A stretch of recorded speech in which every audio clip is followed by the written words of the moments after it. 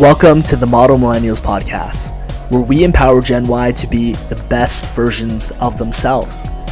Our motto is, if you want to change the world, you must first change your world. Thanks for tuning in, guys, to episode number 1 of the Model Millennials podcast. So what's the Model Millennials podcast all about? Well, have you ever felt like you've lived life on autopilot for years on end, only to one day realize that your trajectory was totally off course? Well, as millennials, we've been told the same old narrative from our parents, our teachers, and our peers. Go get good grades in school, and you'll go to a good university.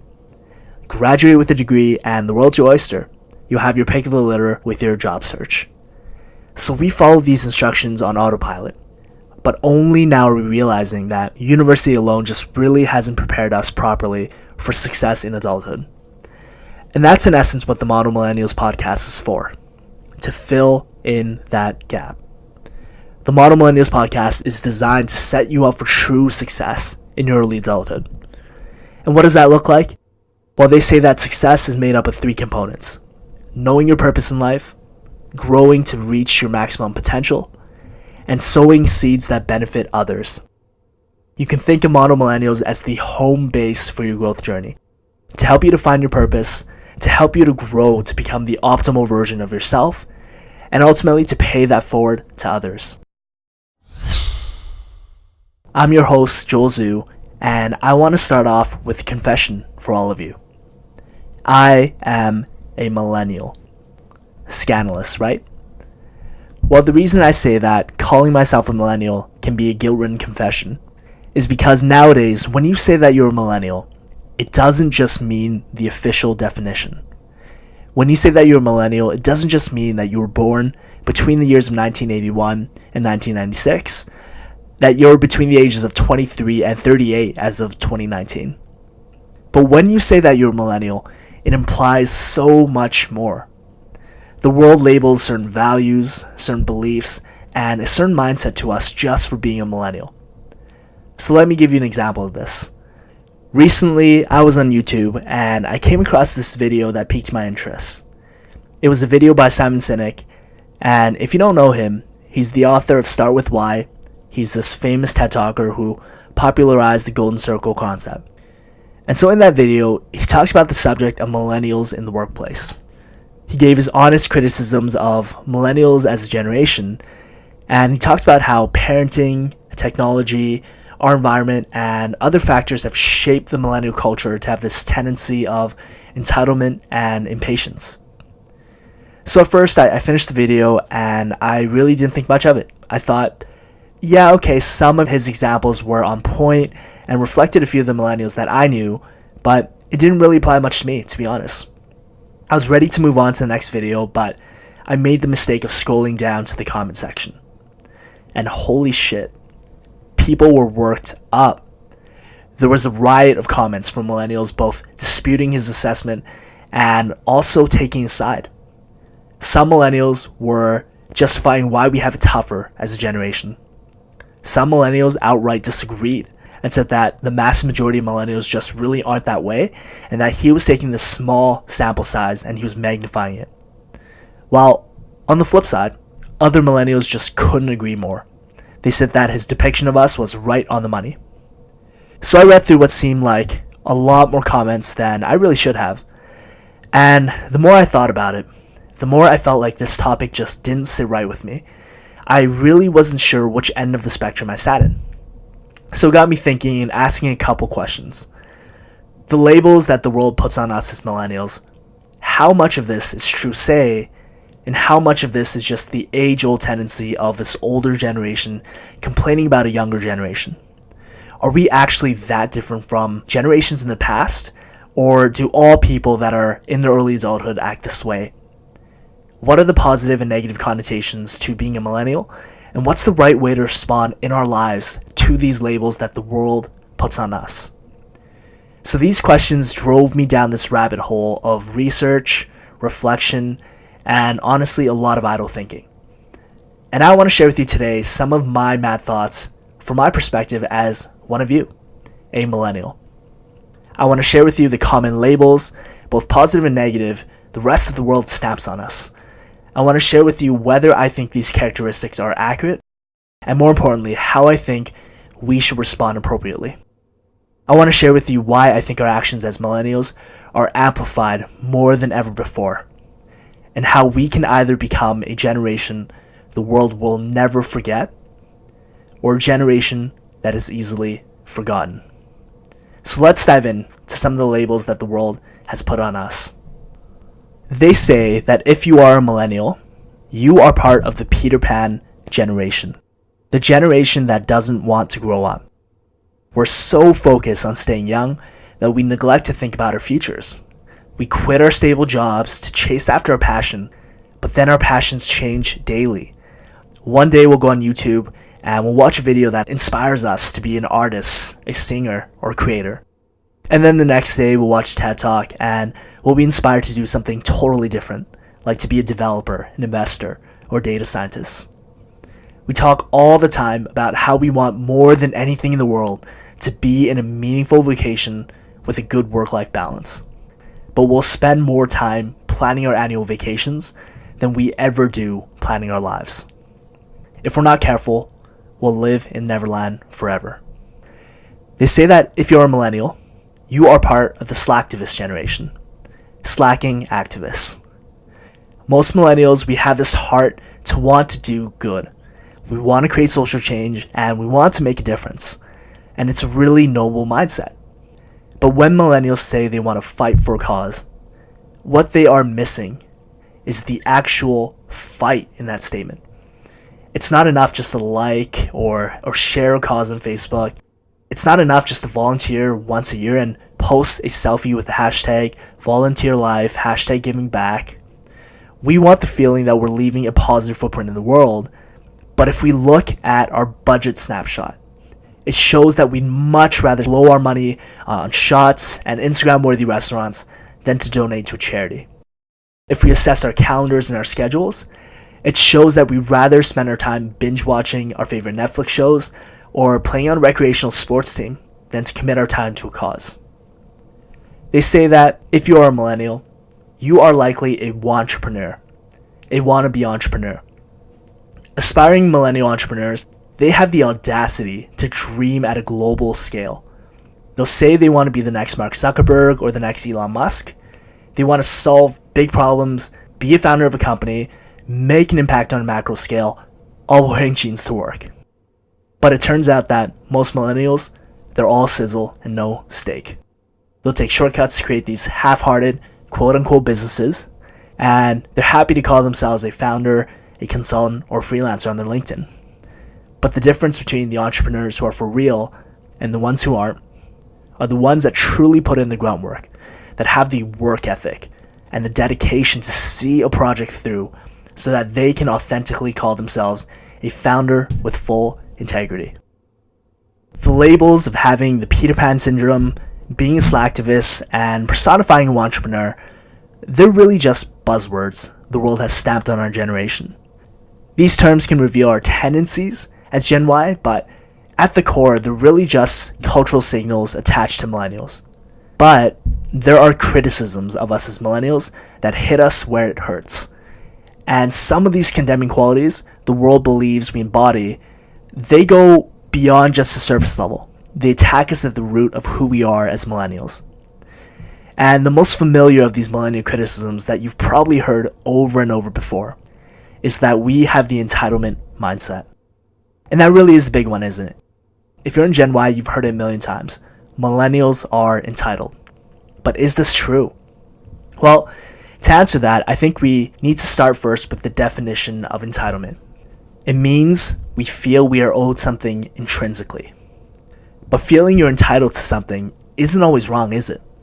Obviously, if you feel you're entitled to a paycheck after you worked a full 2 weeks of work, you're completely in your right, obviously given that it's a bi-weekly payment. But where entitlement becomes selfish is when we feel we're intrinsically owed something that we're not.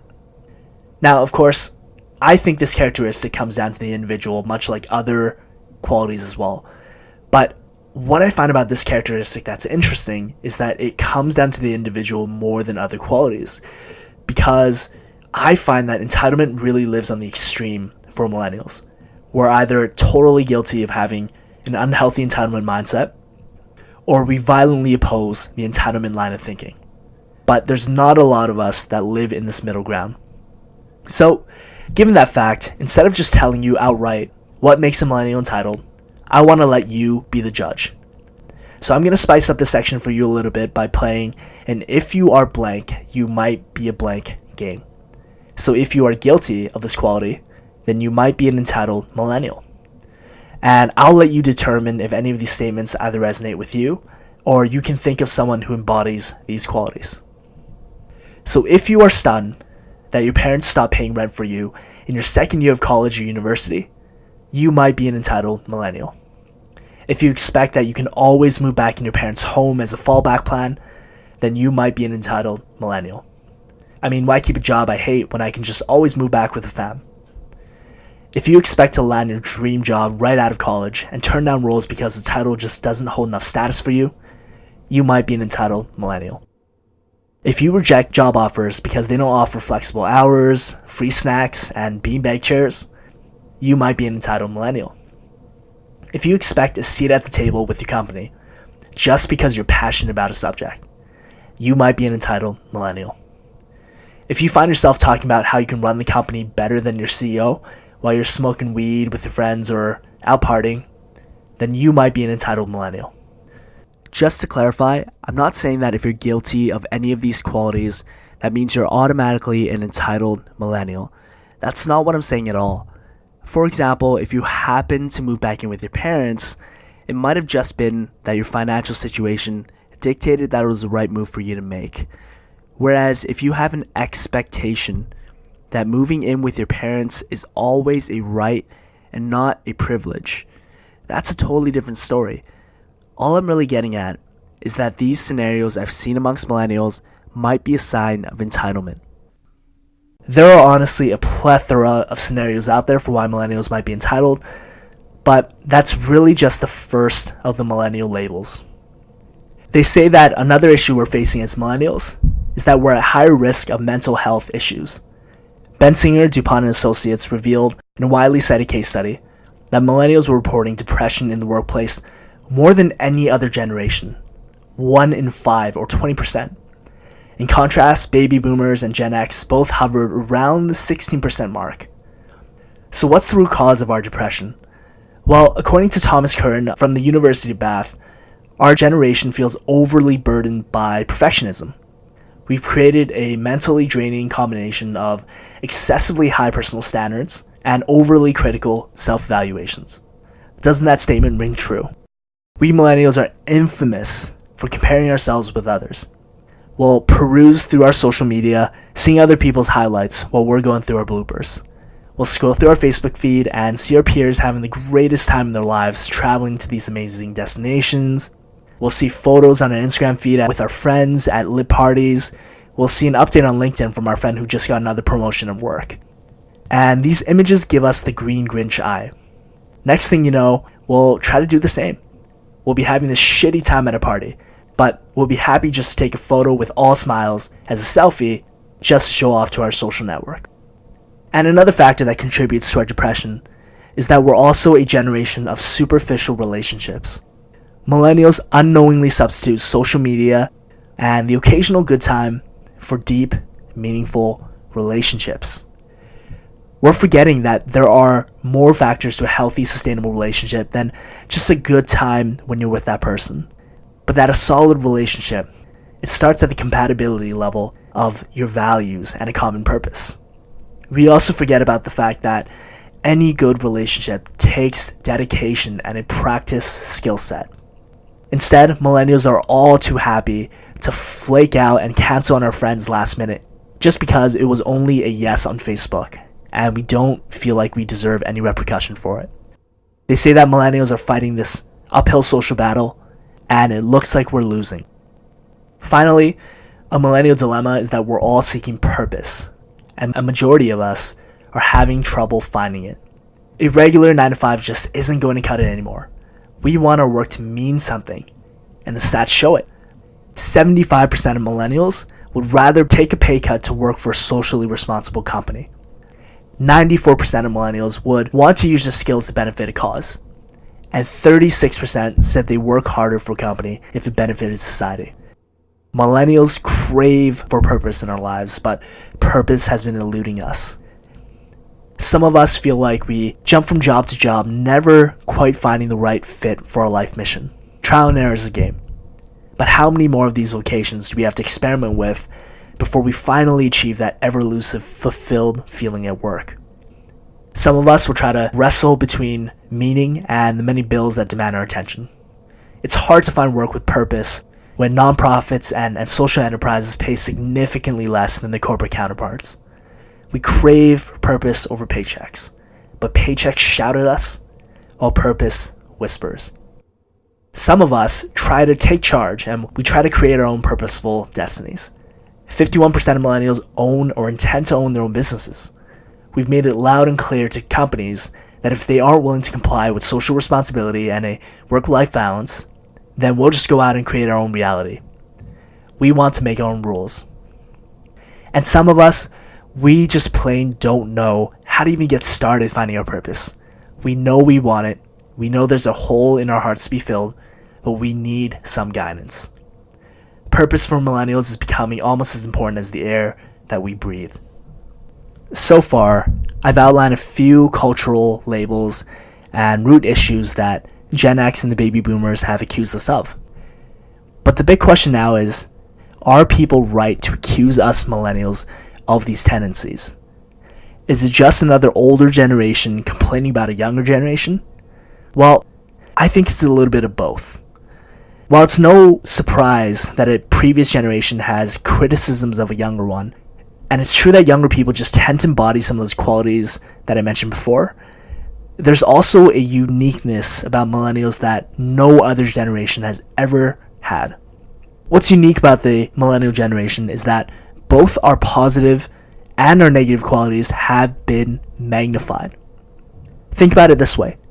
We're the first generation to have grown up in the smack dab middle of the transformative years of the information age.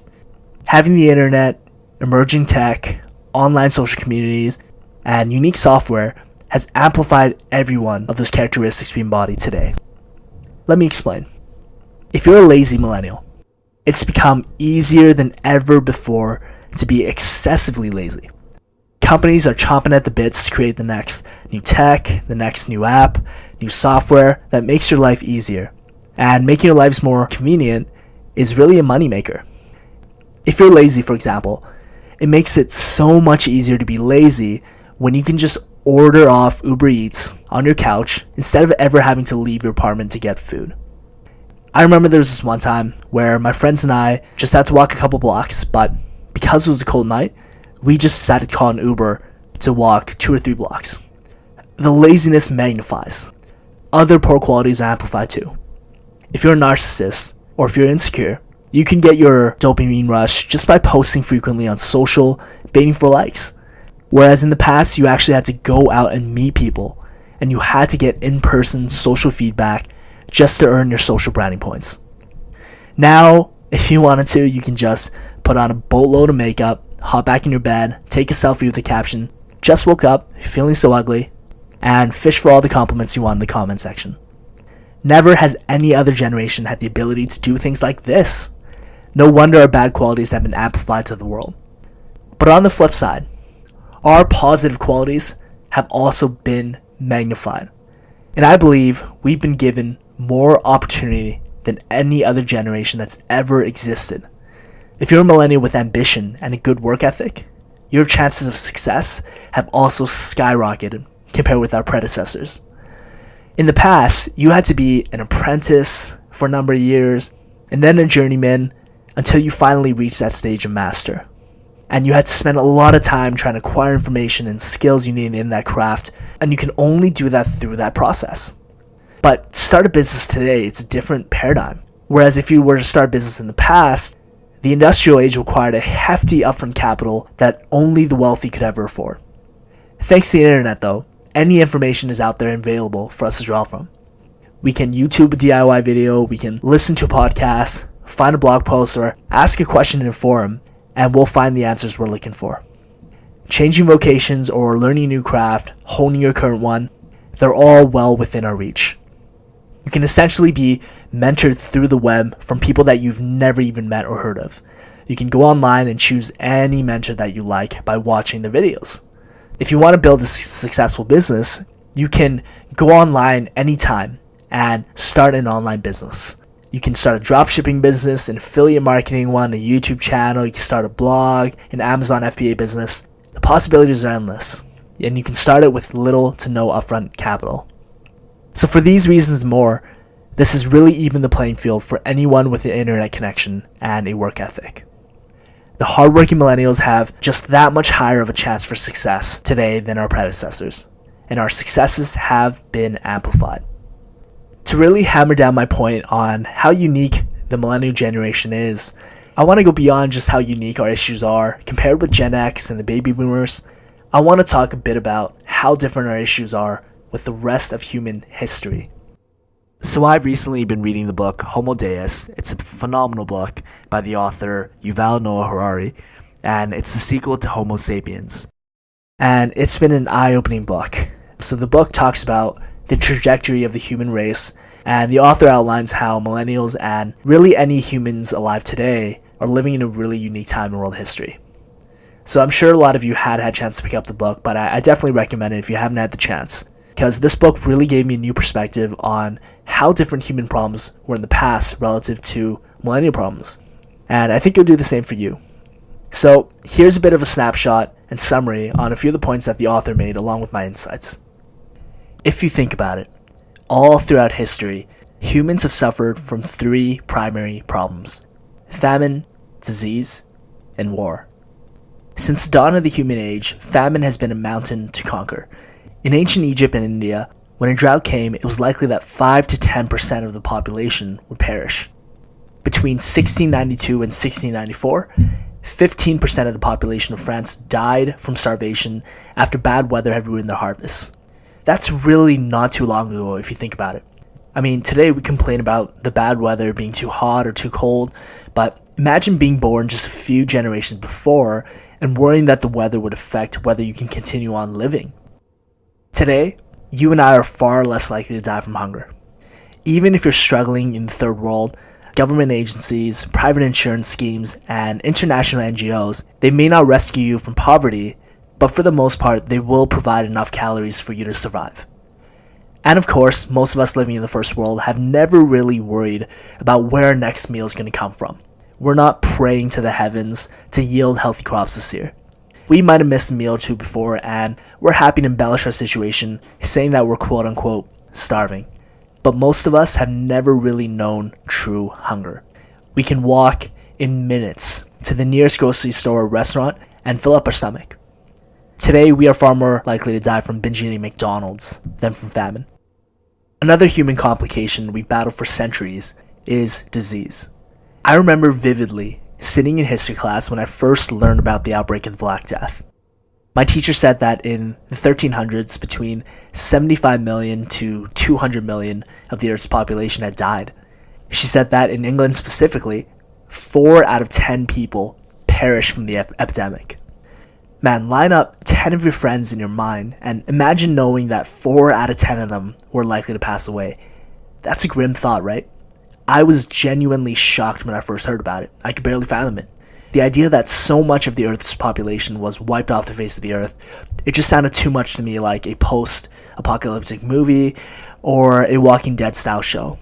Hard to imagine that it was actually a genuine time in history. How are we dealing with diseases today? You and I live in a pretty blessed time.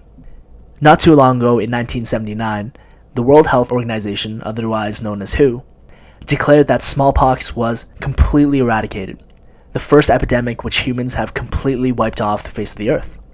By 2014, not a single person was infected or killed by smallpox. Quite the contrast from previous times.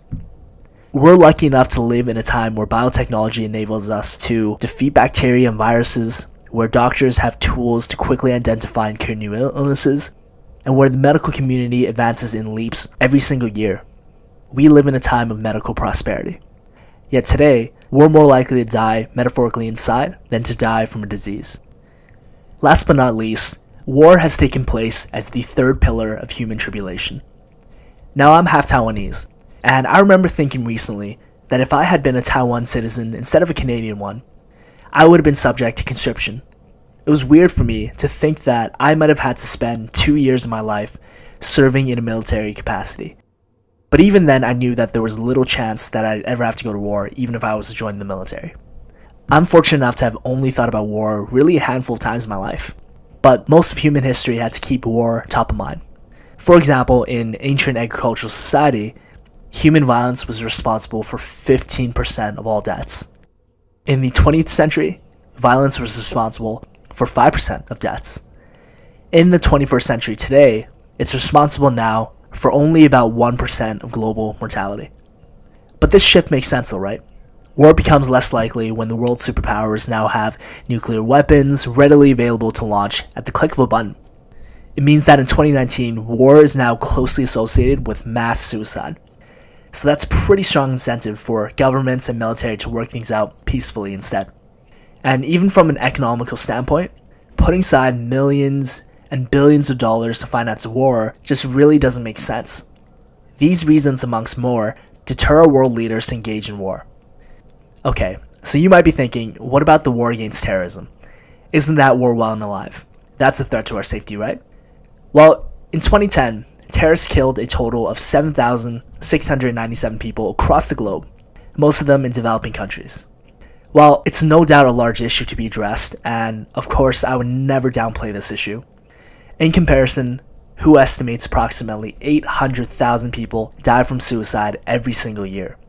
So if you're using the effective altruism framework, the idea that you want to put your resources against that which makes the most difference, then wouldn't it make sense to spend 100 times more time, money, and effort towards lowering suicide rates?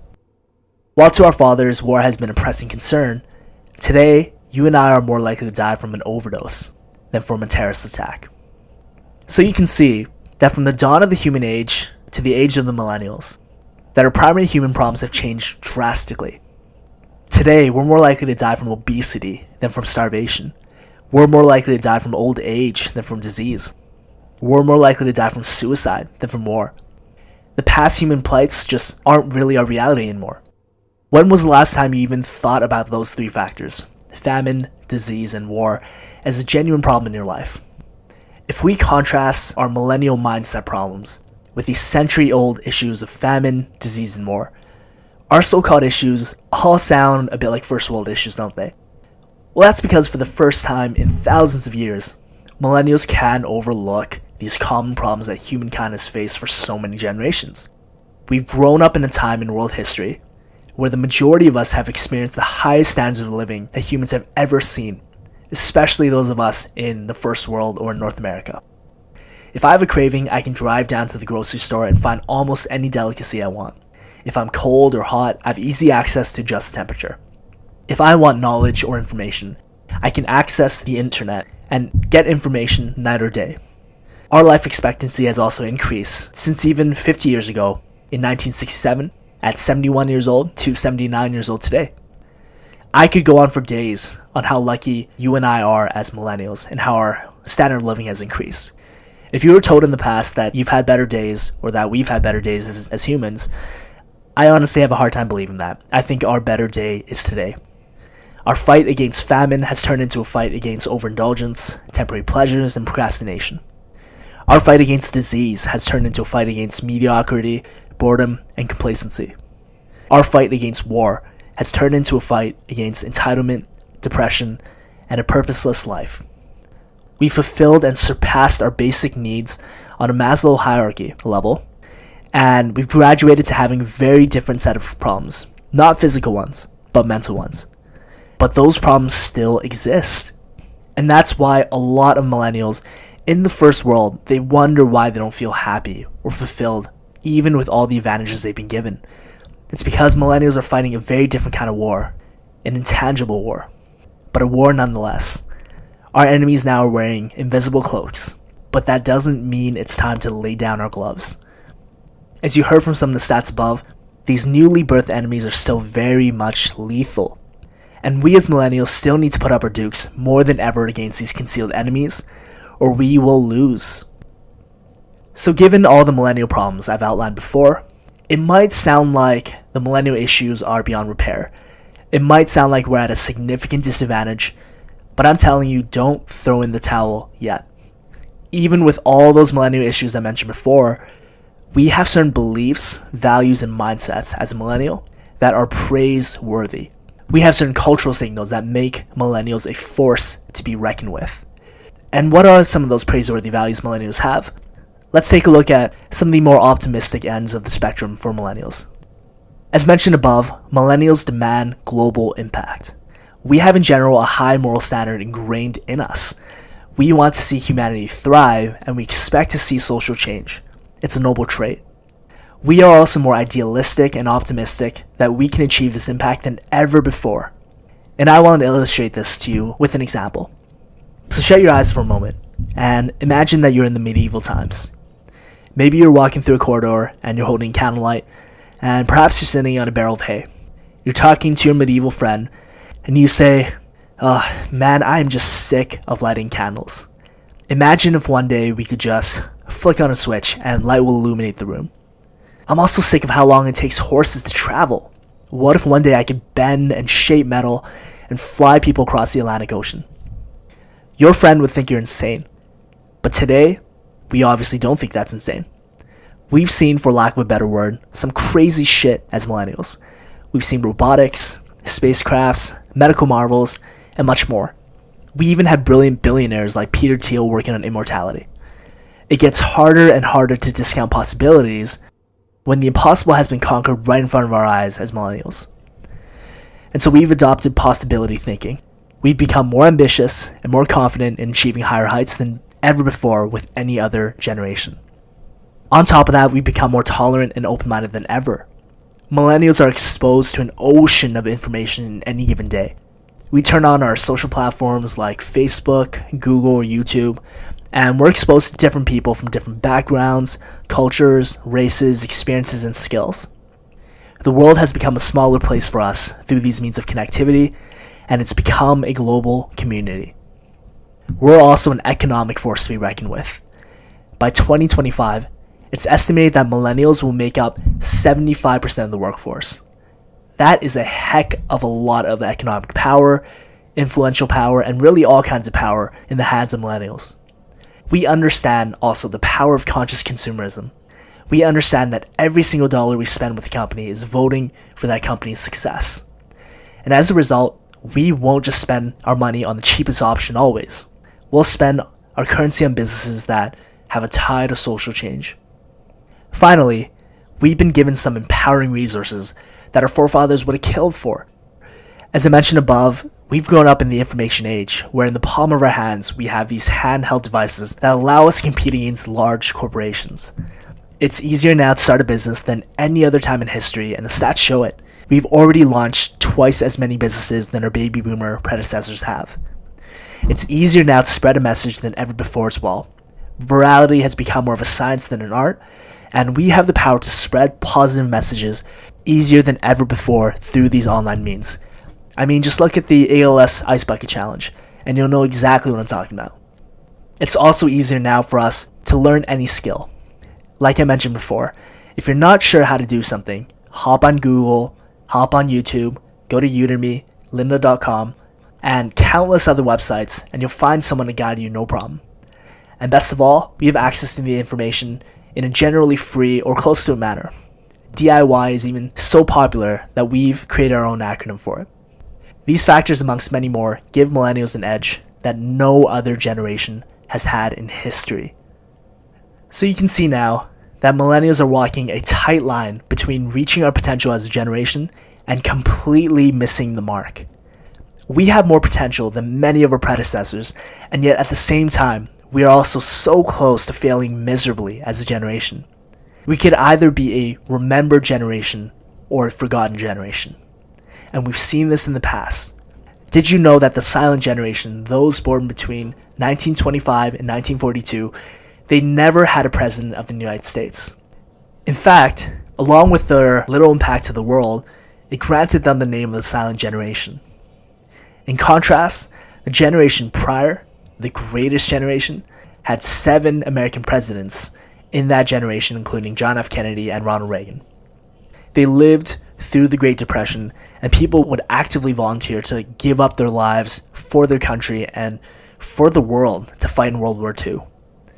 United as a country to face evil, they were marked as some of the most pivotal people going through the most pivotal time in history. Millennials who fall into our cultural traps, they will be the ones who are forgotten. The forgotten millennials will be the ones that are couch potatoes, living in their parents' homes, playing too much video games, and getting food delivered.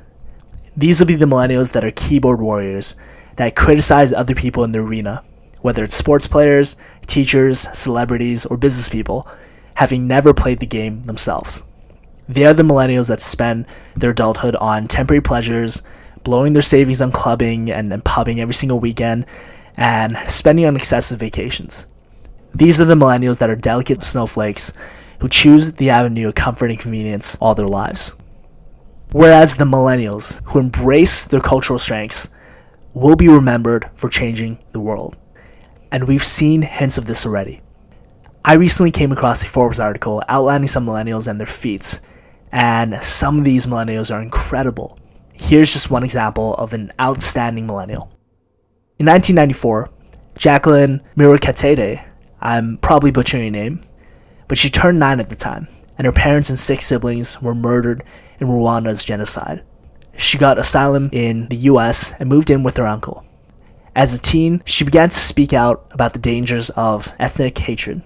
She raised funds to build a community center in her Rwanda hometown and created a curriculum to help prevent genocide.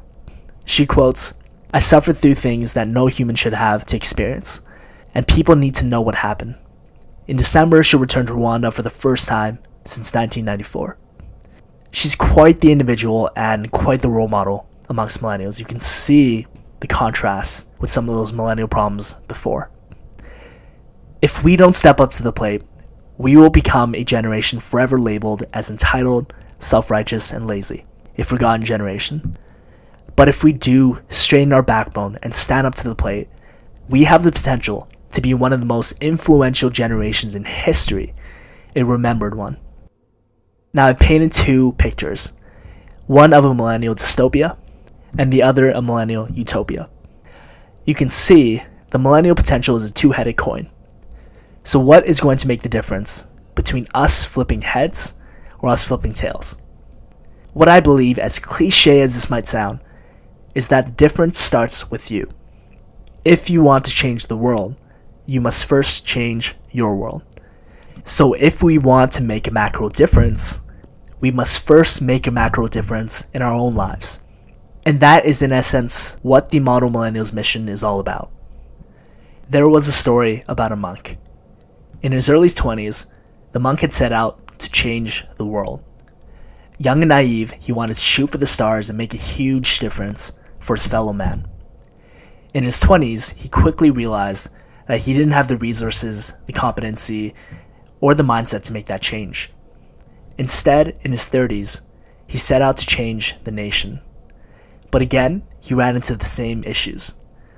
In his 40s, he lowered his goals to change his community, but again to no avail. In his 50s, he settled for changing his family, but again he realized that that couldn't even be done. Finally, in his 60s, he eventually understood the wisdom of starting change within himself. He realized then that if he had started in his 20s focused on changing himself, that he would have been able to change his family, likely the community, possibly the nation, and perhaps even the world. The Model Millennials mission is to guide you in your growth journey to becoming the optimal you. We hope to empower you to make positive changes, big or small, so that we can inspire and pay forward those changes to other millennials, activating the butterfly effect. We want you to embrace every small positive change you make, every tiny step towards the right direction, even if it's as insignificant as cleaning your room. There's reason to celebrate. Traditional media, they discount these mundane changes. Movies will glorify cinematic events of heroism where a military general saves his platoon of men from a terrorist attack, but will discount the fitness coach making YouTube videos encouraging us to live healthier lives. But as you heard in an earlier stat, less than 8,000 people died in 2010 of terrorist attacks, whereas 3 million people in 2010 died of obesity-related illnesses. We'll remind you to never neglect the small stuff. We'll help you develop positive habits until one day you have a hard time recognizing yourself, knowing that you can look back and be proud of where you come from. We want to equip you with the tools, the resources, the mindset, and the inspiration so that you can change yourself for the better, to then change the world for the better. So why pay attention to me and Model Millennials when there are other millennial lifestyle empowerment podcasts and blogs out there? Because the truth is, nowadays, any weirdo millennial with a laptop can host and produce a podcast, right? Well, to be honest, I am also a weirdo with a laptop too. And the short answer is, you really don't have to listen to me. But if you felt like you resonated so far with this weirdo's material I talked about, I want to share with you my growth testimony. Partly to encourage you to know that if a silly goofball like me can stick to an intentional growth plan and evolve as a person, then you can do it too. So growing up, I was always the turtle and never the hare. In elementary school, I averaged C's, while all my peers were rocking A's, leaving my Asian parents very displeased. In high school, I felt socially inept, feeling like an awkward turtle all the time. In university, I left to pursue starting my first business that eventually failed. But through that time, I also went through an arduous process of growth. I was intentional and militant about my process of self-discovery, self-awareness, self-management, and social awareness. With just a few short examples, I used to work at a car dealership, cold calling for sales appointments. Just to become a better communicator, I would read the thesaurus every day and learn a new word just to expand my vernacular. I went from completely botching a public speaking session with over 100 people to then working as a sales trainer and sales coach, where I'd speak to 10 to 30 people on a weekly basis. And how I got there was just practicing speeches to stuffed animals in front of a camera, until the point today where I've even felt comfortable speaking in front of an audience of 200. I would spend countless hours listening to amazing podcasts by people like Tim Ferriss and other entrepreneurs, and I listened to great books from authors like Stephen Covey and take rigorous notes. I would attend seminars and conferences listening to my social entrepreneurial idols. And through this growth process, I went from a socially incompetent high school kid to making friends from all walks of life and expanding my network to some really awesome people. I went from a dropout, where my friends and family criticized my decisions, to making over 6 figures by the age of 22, and eventually coaching high producers in a sales environment, all as the introvert I am. And just as a side note, a healthy income can quiet the noise real fast. I went from getting C's in school to graduating top of my class in a digital marketing bootcamp and running a digital marketing business of my own. I say this, guys, not to humble brag. I really hope you hear my heart here, but to show you that if I can be the turtle that I am and have still grown and still improved, then anybody can. There's an old Indian Cherokee legend that illustrates the most important battle in all of our lives. The story goes like this. A Grand Cherokee shares this story to his grandson. There are 2 wolves living within each of us. One is filled with envy, fear, regret, arrogance, self-pity, and inferiority. The other is filled with hope, courage, empathy, humility, truth, and confidence. These wolves will fight to the death inside of you. The grandson then asks, well, which one will win? The Grand Cherokee, in his wisdom, answers, the winner will be the one you choose to feed.